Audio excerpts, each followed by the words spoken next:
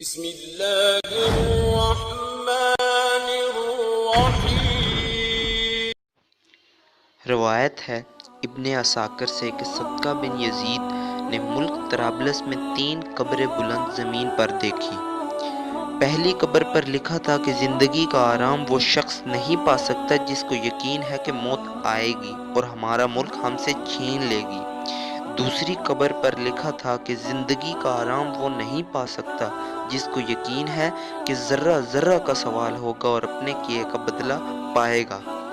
تیسری قبر پر لکھا تھا کہ زندگی کا آرام وہ نہیں پا سکتا جس کو یقین ہے کہ قبر ہماری جوانی کو خاک میں ملا دے گی، ہمارے چہرے اور تمام اعضاء کو ریزہ ریزہ کر دے گی۔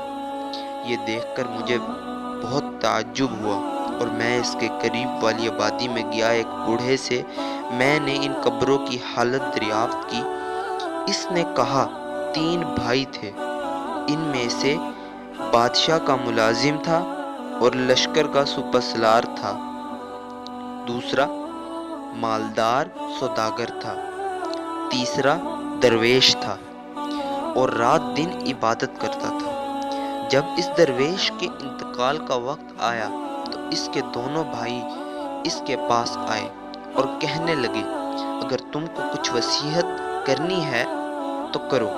اس نے جواب دیا نہ میرے پاس مال ہے، نہ مجھ پر کسی کا قرضہ ہے، نہ میرے پاس کچھ اسباب ہے، لیکن تم سے اس بات پر اقرار لیتا ہوں جب میں مر جاؤں تو اس ٹیلے پر دفن کرنا اور میری قبر پر لکھ دینا کہ زندگی کا آرام وہ نہیں پا سکتا جس کو یقین ہے کہ ذرہ ذرہ کا سوال ہوگا اور اپنے کیے کا بدلہ پائے گا۔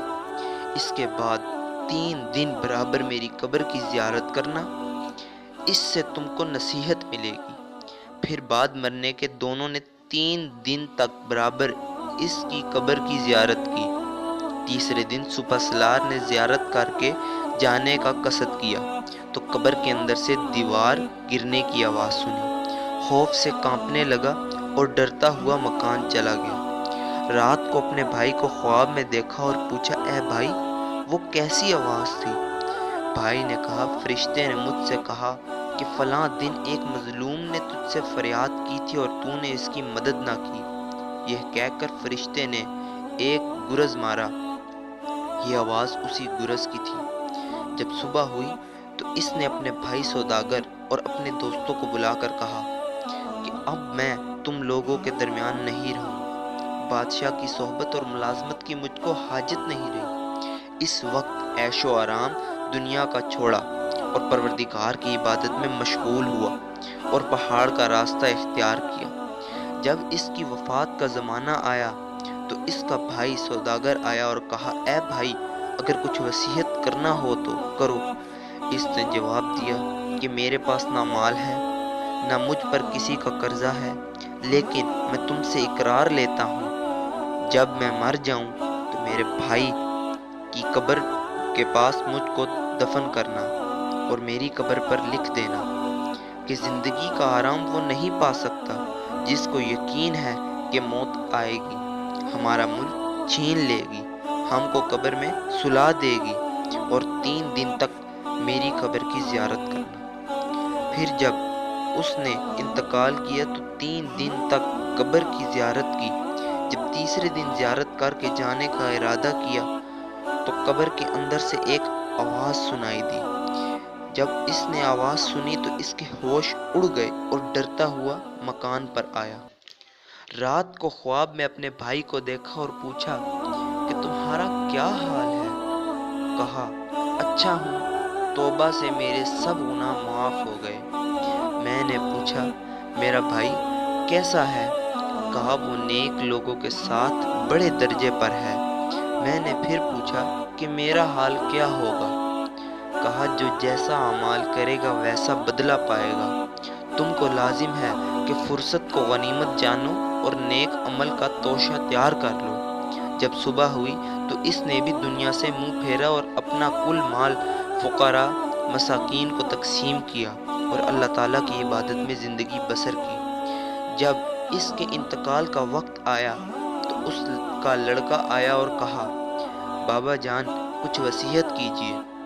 باپ نے جواب دیا، میرے پاس مال نہیں کہ وصیت کروں، لیکن تجھ سے ایک بات کا قرار لیتا ہوں، جب میں مر جاؤں تو اپنے دونوں چچا کی قبر کے پاس مجھ کو بھی دفن کر دینا، اور میری قبر پر لکھ دینا کہ زندگی کا آرام وہ نہیں پا سکتا جس کو یقین ہے کہ قبر ہماری جوانی کو خاک میں ملا دے گی اور ہمارے چہرے اور تمام اعضاء کو ریزہ ریزہ کر دے گی۔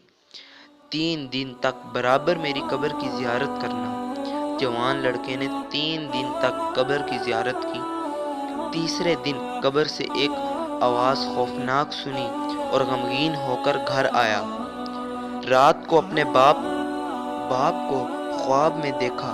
اس نے کہا کہ تو بھی جلد ہمارے پاس آئے گا، اپنے سفر کا سامان درست کر، اور جس گھر میں تجھ کو آنا ہے اس کے واسطے مستعد ہو جا، اور دنیا داروں کی مانند بے فکر نہ ہو کہ موت کے وقت تجھ کو افسوس اور شرمندگی ہو۔ جلدی کر اور جلدی کر اور جلدی کر۔ راوی بیان کرتا ہے کہ اس لڑکے نے جس رات کو یہ خواب دیکھا تھا، اس کی صبح کو میں اس کے پاس گیا۔ اس نے خواب کا حال مجھ سے بیان کیا اور کہا کہ میری زندگی کے 3 مہینے یا 3 دن باقی رہ گئے ہیں، کیونکہ باپ نے 3 بار مجھ سے تاکید کی۔ تیسرے دن اس نے گھر کے لوگوں کو جمع کیا اور سب سے رخصت ہوا اور قبلہ رخ ہو کر کلمہ شہادت پڑھا اور انتقال کر گیا۔ واہ سبحان تیری قدرت!